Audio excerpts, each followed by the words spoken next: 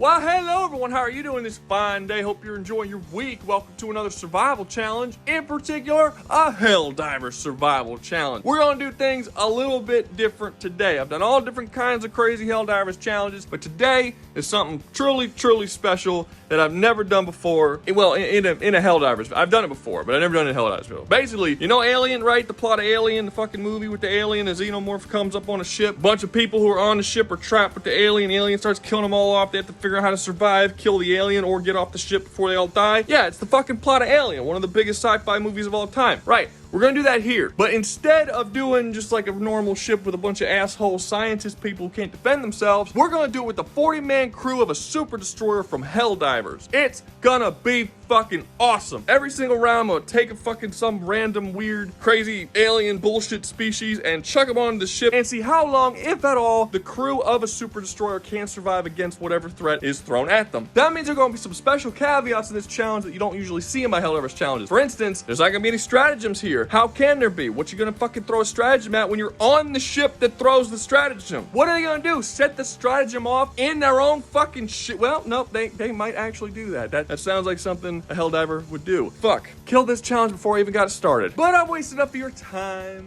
Let's get started.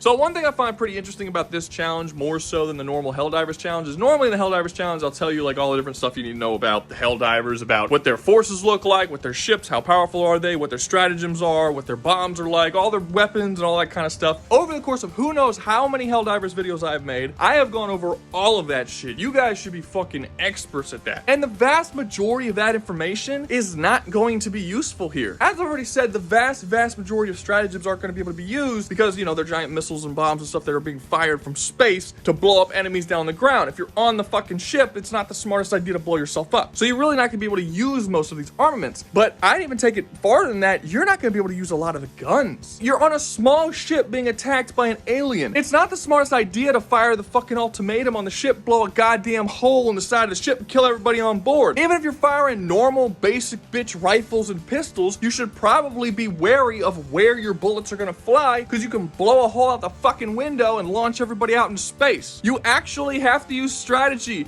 and pay attention to what you're doing and use limited resources in order to kill this thing, because killing it is not the only threat here. Killing it and also surviving to get fucking home is a really big part of it. So thinking of really cool strategies and certain ways that you can overcome this threat while not murdering everyone on fucking board is a very important aspect of this challenge. Like for instance, really cool idea just popped in my head. Sounds awesome, right? You get a Tesla tower. You put it in the middle of the fucking ship, like right on the, whatever that little big area is called that you come back when you do missions. I don't know what that room's called, but you put it right there. You just sit right next to the Tesla tower and wait. Anything that comes within 45-50 feet of you is gonna have a fucking lightning bolt shot out and roasted like immediately. What an amazing strategy, right? You basically just solved all your problems. But I mean, do you really want a fucking lightning bolt hurling across your ship just randomly? Trying to, like, it's, you know, is it a good idea, really? Maybe not. This is the stuff you're gonna have to think about when going through this challenge. Everything from flame weapons, the poisonous gas weapons, to turrets, to weapons of slightly too high a caliber, to explosives. All of it is gonna be kind of a scary thing to use on this ship where you're just kind of fucking trapped in the middle of space. The poison gas weapons literally burn through titanium. That's actually stated in their description. You don't want to fucking release that shit on your ship. So what this challenge ends up boiling down to is 40-ish. They say 40. The wiki says 40. Everybody says 40. The only reason why they say the crew of a super destroyer is 40 people is because someone went around the whole deck and started counting all the NPCs and came up to about 40. So now everyone talks about it as if that's like 100% fact that there's 40 fucking crew members on all the super destroyers. I think that's kind of dumb because, like, clearly the entire ship isn't here. Like, where are the bathrooms? We don't see no bathrooms here. Where are the bedrooms? Where do the crew sleep? You could say the Helldivers sleep in the cryopods, maybe. I think that's even a stretch. But where do all the other crews sleep, right? Like, we clearly don't see the whole ship. So just because they count 40 people in the ship, they can't just suddenly jump to the conclusion that there's only 40 people. There's probably more, but there's at least 40 SCAF officers on this ship as far as we know. It's also important to note that every single person on this ship does have some kind of combat training. And the reason why I say that is because it's written into the lore that literally every single member of Super Earth, from man, woman, and child, are required to be militia and are trained from a young age in order to prepare themselves for that militia. In the Super Earth Empire, children are required to bring live grenades to school just in case an alien invasion comes. They can fucking suicide bomb themselves into the aliens. This is done as a deterrent so that aliens don't come and attack schools. This happens across the entire Super Earth Empire. So I know a lot of people like to say, well, oh, they're not very well trained, they're not very good trained, they only have 72 hours of training or whatever the fuck it is they say. Not really. They're basically trained their entire lives for the most part. The training gets much better once they join the SCAF, but before that, there is still the militia training. So there's militia training, then they actually join the SCAF, which they can join at 7 years old, where they get more training, and that happens all the way until they hit 18, where they can join the Helldivers, and then they get even more training. It should also be noted that people who give up the argument that there's not a lot of training because there's like 72-hour training before they go, and then Helldivers get like 8 weeks or whatever training, and then they go. That shortness of training only started after the war started because they just started pushing people through the grinder. Each individual in the military had a lot more training than that beforehand. It's just now people are dying so quickly they just don't have time to give them the full training that they need. But again, living in Super Earth society actually does give them a relatively large amount of training. The government literally hands out guns to 16-year-olds on their birthday as a present from Super Earth, but up to that point they have been using guns for years before that. Everybody here knows how to shoot guns, everybody here knows how to fight, at least to some extent, even if they're not as good as the Helldivers. I want to make that very, very clear, because I feel like a lot of people are going to go into this thinking that there's like one Helldiver here and then everybody else in the ship fucking sucks. That's not the case. They should all be capable of using guns. That's also another thing. While there are a ton of Helldivers on the actual ship, there's only ever one Helldiver that's awake at any given time. The rest of them are in cryo sleep. For this challenge, there's only going to be one Helldiver. We're not awakening all the fucking Helldivers. We're going to say that when the ship became derelict, it shut down the cryo chambers and killed all the people who were in the cryo sleep. So you have one Helldiver, at least 40 crew members, all on this derelict ship that's floating through fucking space with some kind of thing on it that's trying to kill them all. Can they survive? I don't know.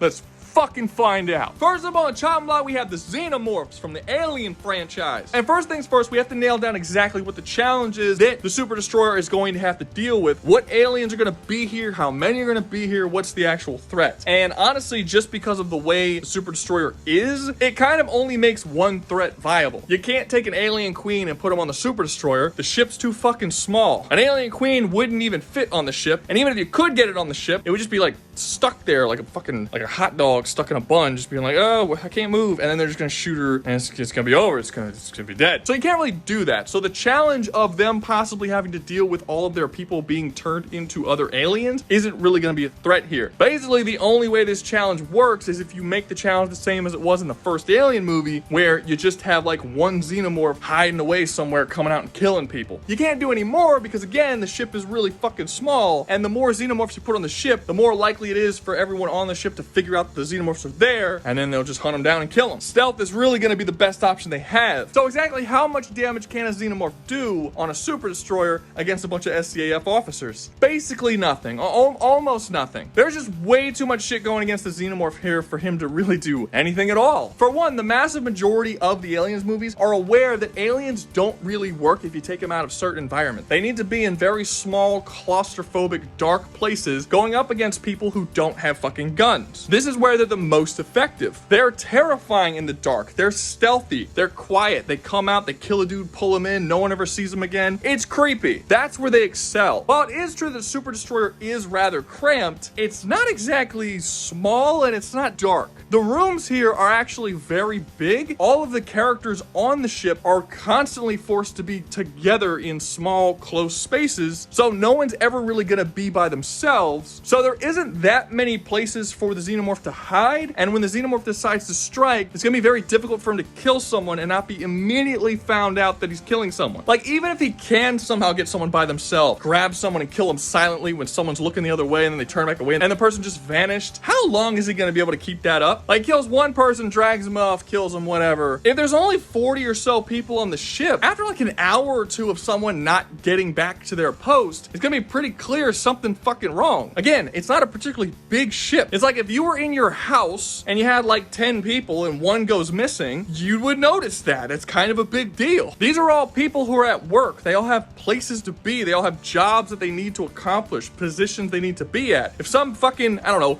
radar technician goes missing, whoever's in charge of him or whoever the guy sitting next to him at the radar technician booth is gonna be like, where'd that fucking guy go? I don't know. Someone check the bathroom. Where's this asshole at? And boom, all of a sudden, they know this dude's fucking missing. Where is the Xenomorph even gonna hide the bodies? In a vent? There's no vents in a fucking spaceship. Why would there be a vent? There's nothing gonna be leading outside. And even if there is a vent and a body's put up there, how long until that starts stinking up the whole fucking ship? You have a dead corpse in a ship that's like the size of a large house. It's gonna start fucking stinking. This is not gonna last long. And that's only if he kills one person. Imagine if the Xenomorph actually starts killing like multiple people. 5, 6, 7, 8 people. Like a really, really stealthy Xenomorph is just going around killing people. Just somehow they don't notice. He kills like 10 people. Like a fourth of the fucking ship is dead and no one still didn't fucking notice. They're gonna fucking notice. And once they do, it's really not gonna be that difficult to put down the Xenomorph. Again, it's a very open, very well lit area. There isn't gonna be a lot of places the Xenomorph can go or much they could do. Any gun that any officer on this ship tries to fire at him will absolutely kill him because Super Earth doesn't have guns that don't fire armor-piercing rounds. They literally have to, otherwise their guns won't be able to kill Terminids or automatons that are made out of fucking titanium. They have to be able to shoot through these things. So all their guns are super fucking powerful, either being armor-piercing, explosive,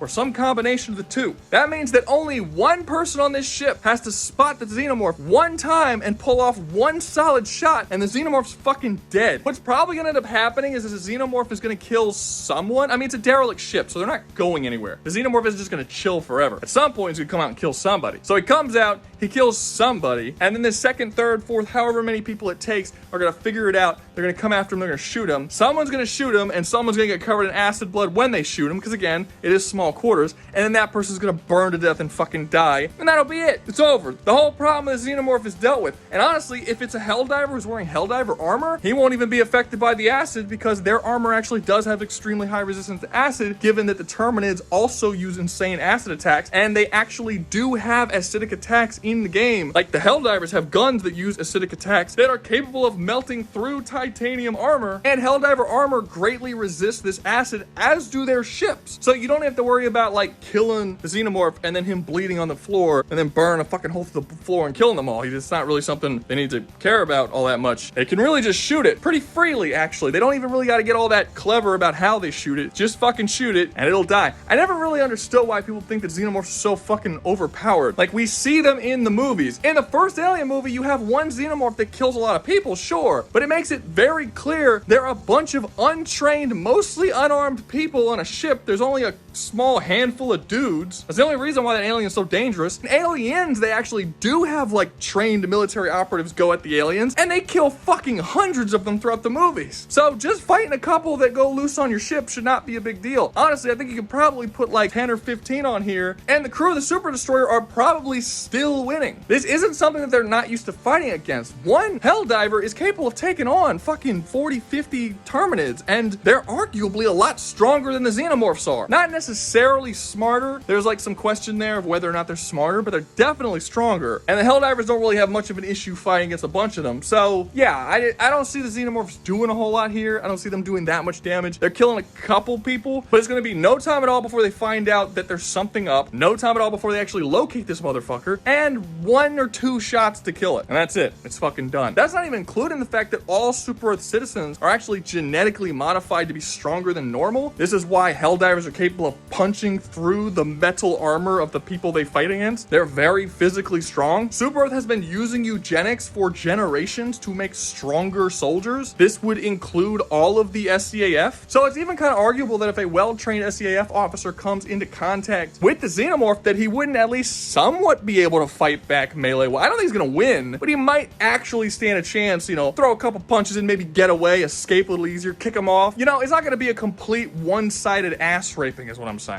There's some back and forth there. So yeah, no, Xenomorph's fucked. So more recently, I've been studying up on something called aggressive marketing. I've been told that my normal marketing strategies to get people to like, subscribe, and all that kind of stuff, it's not quite doing it. So, you know, aggressive marketing. I've been reading up on it, and I'm gonna try it out, okay? All right. You little punk bitch cuck motherfucker, why haven't you clicked on the subscribe button? Click on like. You like watching dudes rail your mom? Go to the pinned comment down below and check out the Discord of my second channel. You ain't shit. You ain't even gonna be shit, just like your father told you. And, well, What else? Oh, and you have a small penis. And if you want a big penis, go do all that. Was that good? Was that aggressive marketing? No!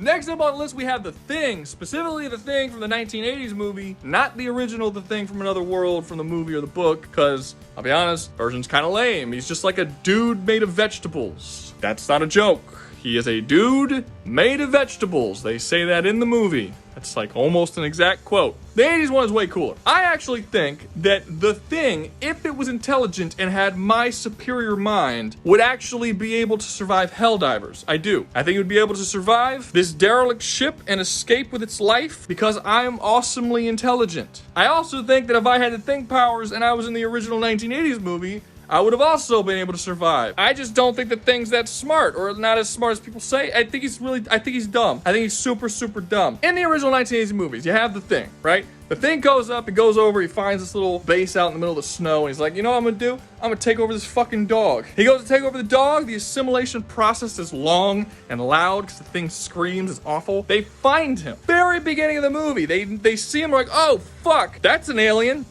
for sure. We need to have our guard up now, and we need to kill that fucking thing. And the whole rest of the movie is this whole fucking bullshit they gotta deal with, because he just had to. He had no choice, the Thing, to take over this fucking dog. It couldn't just stay as it was, because it was already a dog. Just leave the other dogs alone and fucking wait, because eventually all of those humans and those dogs would have gone back home to civilization, where there's a bunch of fucking people that he can just assimilate and take over the world. Nope, he just had to kill that one fucking dog and then kill everybody in the snow base for some reason. I don't know why. And that's kind of the thing with the Thing. And when it comes to the Thing that people argue about the Thing, people argue about the Thing that it's super, super fucking smart. Like, it's incredibly smart. It gets all the knowledge of the things that it assimilates. But if it did, after it assimilated like the first person, it would have known that it could have just like go home. Like, just wait. Eventually people will come get you. You could have just like killed the dog thing, right? Like, tear off a piece of yourself, let the humans kill that thing. You stay in human form and be like, oh man, that was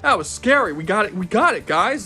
Now we can just chill the rest of the time, wait for us to fucking go back to paradise. And that's it. You could have like faked your own death. You can literally make parts of yourself be alive and be separate from the main part. Why didn't you do that? But no, you had to fucking try and kill and assimilate everyone. In this particular scenario, when they're up in that super destroyer with all the fucking SEAF officers, the Thing could theoretically just wait. He could just be a dude and wait until someone comes and saves the derelict craft or something. Or just wait for everyone to fucking die out. Because they're all gonna starve to death before the Thing does. We don't even know if the Thing has to eat. It will definitely outlast. And shit, it's smart enough to build a fucking spaceship. Just like start helping the humans fix their ship and shit. You might actually be able to fix it better than they can because they don't keep scientists on the super destroyer. You could be like, oh yeah, you know, I was like gonna get a degree in fucking astrophysicist and then or whatever, rocket science. And I didn't do it, but now I'm here. Let me help you build this ship and we can get back home. But he's not. The Thing's not gonna do it. The Thing is gonna try and assimilate people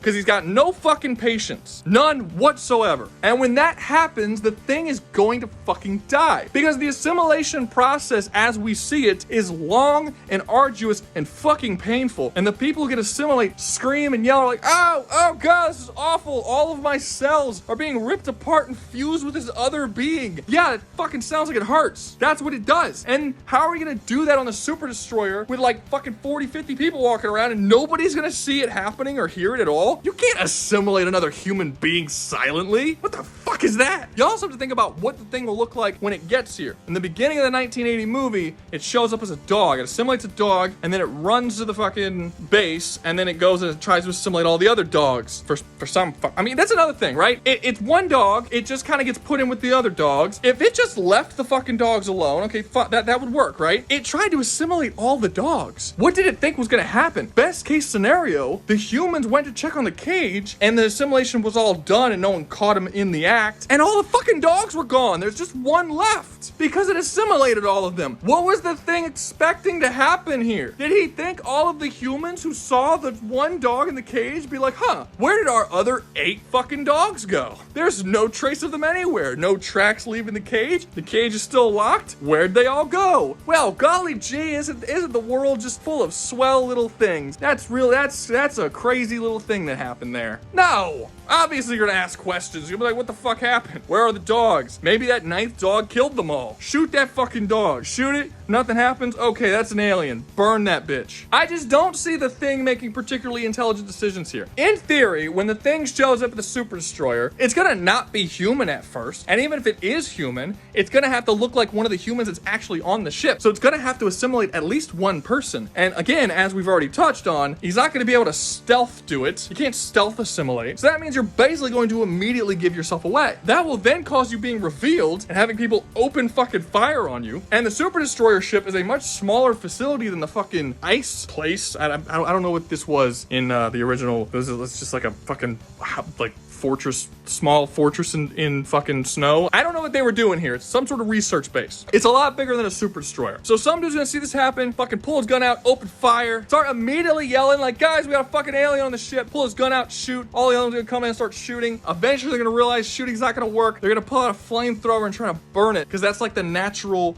next step. If something doesn't fucking die from bullets, you burn it. Basically everything dies from being burned, usually if it's made of some form of flesh. So I think that the thing's gonna do better than the Xenomorph. I do, mainly because the Xenomorph can be killed by bullets and the thing cannot be killed by bullets, but that's really the only reason why I think it's doing better. I don't think there's gonna be a thing like it was in the original movie where like they find out it's the thing and then they gotta keep testing everyone's blood because they don't know who's who and all that. If that shit ends up happening, one of these motherfuckers is just gonna blow up the whole goddamn ship with a hell bomb. They're literally that suicidal. The only way for the thing to win is for it to literally assimilate every single person on the ship before anyone is like, we've lost, let's just blow this fucking bitch to hell. And when you're talking about a group of people who are brainwashed from birth to give their lives freely and willingly for their, overlords that is Super Earth, that's kind of asking a lot. It's asking a whole lot. Best case scenario for the thing, everyone gets blown up. Worst case, it gets outed very early and they just start barbecuing the bitch. And honestly, even barbecuing some people they suspect, Maybe they're like, okay, it's definitely one of these 5 dudes. Just barbecue all 5 of the dudes and we don't gotta worry about it. That's absolutely something Super Earth people would do. That's their whole thing. So no, the thing's not winning this. I don't even think it's possible for them to do so. Except, if I was the thing, I would totally win because I'm awesome. Next up on the list, we have the Protomolecule from Expanse. And yeah, this is basically where they start fucking stopping. They're gonna stop hard here. I mean, if you're just looking for this just to be like, hey, could they possibly win? Nah, the video's over because they're not. They're not gonna win from this point on. They can't do anything about the Protomolecule. The Protomolecule from Expanse, which by the way, amazing fucking show. If you haven't seen The Expanse, go watch it. Easily the best sci-fi show in the past, 20, 30 years. Really fucking solid. Anyway, in The Expanse, the Protomolecule isn't actually a living being or a species of any kind. It's just a tool. It is a piece of technology that was made by this other alien race because this alien race, for some reason that we don't know, wants to create these massive ring gates to link a bunch of different solar systems with life or potential life all together to make, one giant connected sort of universe. Almost like building train tracks between major cities back in like the old West in America. It was extremely difficult to get from one city to another, so they just started making train tracks everywhere and they made the whole railroad. Yeah, that whole thing. Basically doing that, but like a more sci-fi version. The Protomolecule is just a piece of technology that was designed to do that, to build these gateways between these things, no matter what. It doesn't care what gets in its way or anything that tries to stop it. It will just kill those things and build whatever it needs to on top of their fucking roasted corpses. The Protomolecule itself is so unbelievably advanced that most of the shit it is science. It's very clearly rooted in science, but it's rooted in such an advanced form of science that it doesn't even look like science to humans. It just straight up looks like fucking magic. Like, the shit it can do is wild. It literally has the ability to control physics and mathematics on a level that isn't possible for humanity within this series. Just to give you an example of some things that it can do is control people's minds. It's altered their form and absorbed them into this greater hive mind. It's been able to create these alternate gateways where you go in and it brings you outside of your own universe into a sort of separate pocket universe. At one point, it made a speed limit across the whole solar system, and anything that went over this speed just had the concept of movement removed from them. So it was like, okay, we're putting a speed limit of 60 miles an hour. You can go 59 miles an hour. The moment you hit 60 or 61, whatever you're driving just fucking stops dead, and science can't explain it. It's not like it just shuts off your engines and you just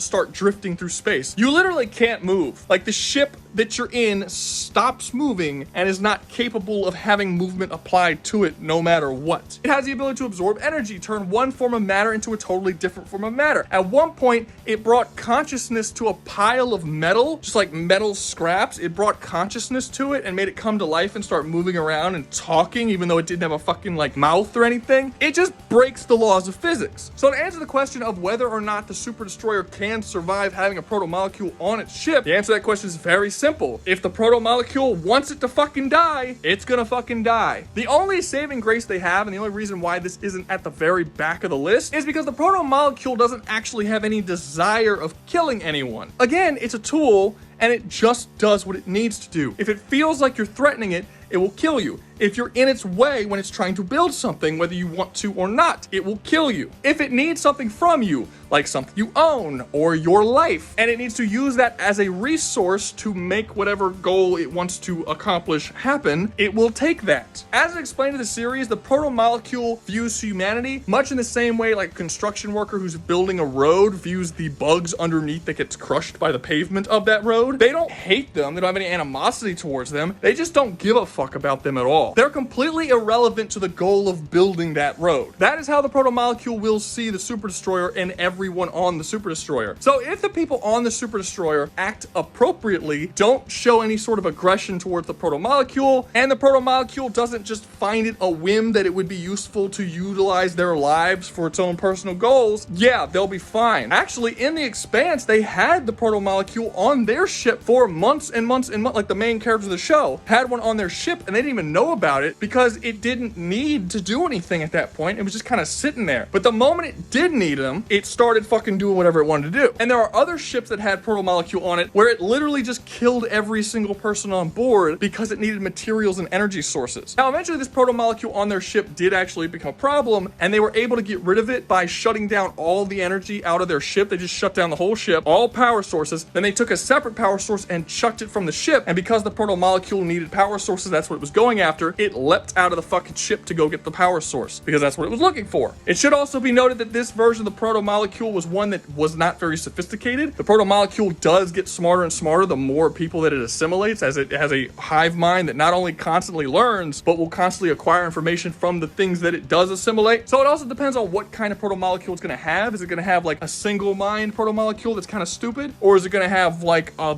million-year-old protomolecule that's like this genius hive mind that's just fucking brilliant and does all kinds of crazy shit? Who knows, you know? So I would say for this one, it's probably more likely that they're going to die because Super Earth has literally passed it into law that you are not legally allowed to in any way deal with anything alien at any point, ergo you get a death sentence for it. So the obvious choice here when they come across the protomolecule, which they're going to notice it's a fucking big ass glowing blue thing, their first thought is going to be like, okay, we need to destroy this thing, and if they try to, it's going to fucking kill them all. So to kind of repeat what I already said, they can survive, but only if the protomolecule is okay with them surviving and doesn't want to kill them, and they don't do something stupid to get themselves killed, both of which are possible, just very unlikely. They're more than likely going to fucking die. Last but certainly not least, we have the Necronomicon from the Evil Dead. And just to be clear, the protomolecule is significantly more powerful than Necronomicon. Like, if you added the protomolecule into the Evil Dead universe, Ash ain't fucking doing shit to it. It's extremely powerful. It's basically like a god level being. The only possible way you could survive is if it's completely indifferent to you, or you just allow it to complete its goal and don't get in its way. That's really it. The demons of the Necronomicon aren't nearly as powerful or intelligent. However, as I've said in the past, magic is kind of where science goes to die, and that's going to be the case here as well. The fact of the matter is, nobody on the Super Destroyer can deal with the Necronomicon and all the shit that happens from it because the Necronomicon can't be explained through science. We don't even know to this day what causes a person to be possessed by a demon in this universe. Like, at one point, a chick gets possessed because she gets stabbed in the foot with a pencil. Another person gets possessed because he gets pushed over. Another person gets possessed because he goes outside a little bit too long. Some people just fucking get possessed, like, out of nowhere. It just happens. There isn't even a legit explanation for it. People just start fucking getting possessed, and oftentimes we don't even have a clear description of, like, how to kill these motherfuckers. In the first movie, it seemed pretty clear that if you cut their heads off, they fucking died. But then, in the second movie, they just fucking put themselves back together. They're still alive. How are you still around? At one point, the fucking sister demon, who literally got chopped into little pieces in the first movie, comes back in like the fucking show, like 30 years later, and she's fine. She's just fully here now. It's like, I thought I killed you. You also have the fact that the thing that causes these demons to show up and start possessing people in the first place isn't something that you can shoot or punch or blow up. It's just a force. It just exists out in the ether. It's just something in the air and in the wind. You can't fucking get rid of it. The only way to properly get rid of it is to read a passage in a book, the Necronomicon, and give it flesh so you can then destroy that flesh. But do you know anyone on this fucking ship that's gonna know how to read ancient, not existing fucking demon language from hell? Probably not. And if they can't read the book, they can't summon the thing to kill the thing, so the demon possessions are just gonna keep happening over and over and over again until there's no one left on the ship but either dead people or demons. This is kind of another situation like the Thing situation, where if the Thing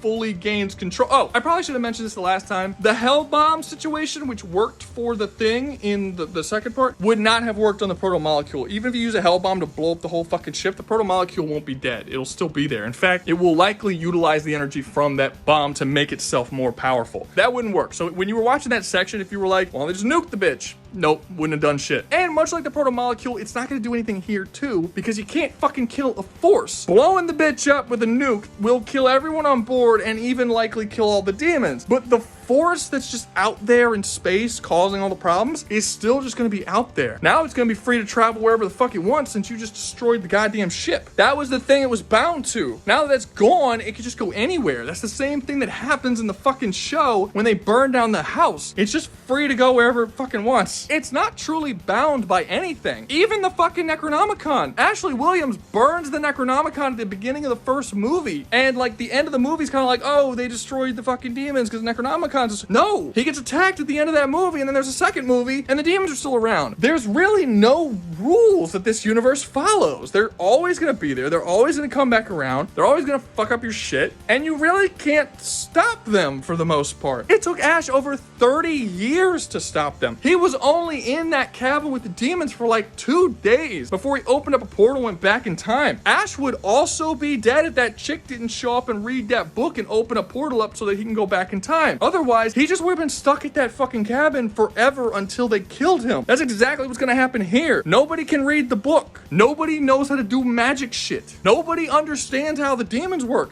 Shit.